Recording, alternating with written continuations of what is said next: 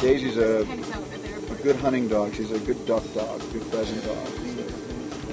She actually thinks that's where we're going. She's going to be disappointed when it looks like people are just taking pictures of her. She won't know how to react. She'll think, okay, this is all good, but where's the field? Where's the water?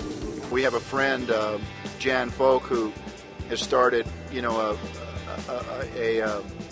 an organization, something I've never even thought about, but once I heard about it, it made so much sense. It's called Orangedog, and it's designed to save animals, and I think that Americans, Canadians, they have a love affair, as anyone around the world do, with dogs, and we know that we're losing dogs. They're being euthanized at an astounding rate. In California alone, we know that 500,000 dogs a year are put down.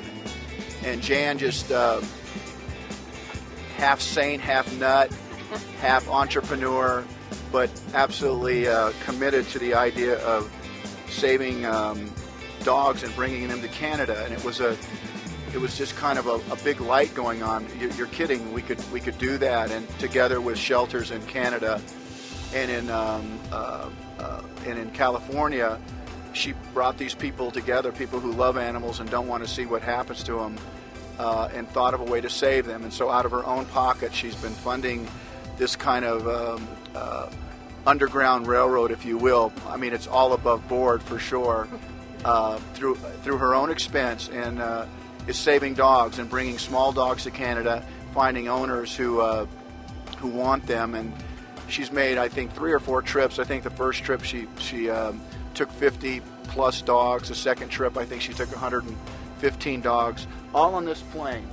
So you can imagine this luxury 5-star piece of transportation just filled with animals going to get a second chance at life.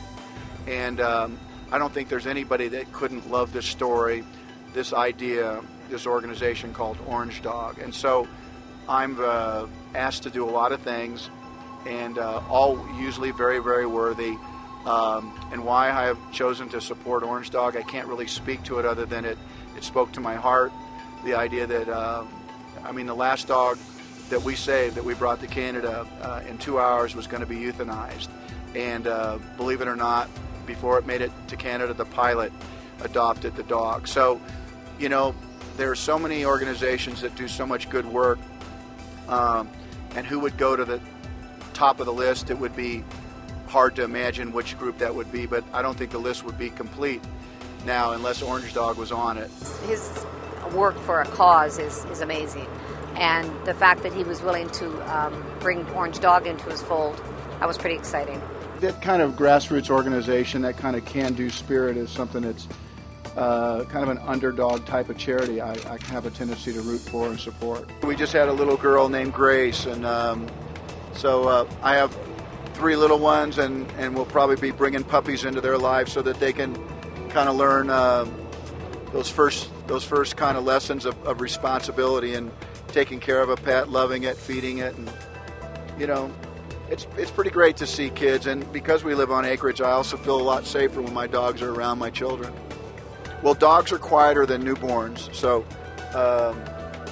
but last night the dog was on with the 2 littlest ones, who were 3 and 1, and kind of right in the middle of them, keeping them warm. It's easy to identify problems, whether they're political, financial, whatever, and the world is filled with people who talk about what problems are, and the idea of these animals trying to find a home is a problem.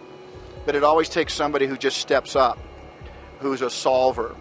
And that's what Jan is, and that's what Orangedog is about. So anybody who would contribute to Orangedog financially, or anybody who would actually take an animal, is part of the solve. And a solve that happens it's something that occupies her mind 24/7.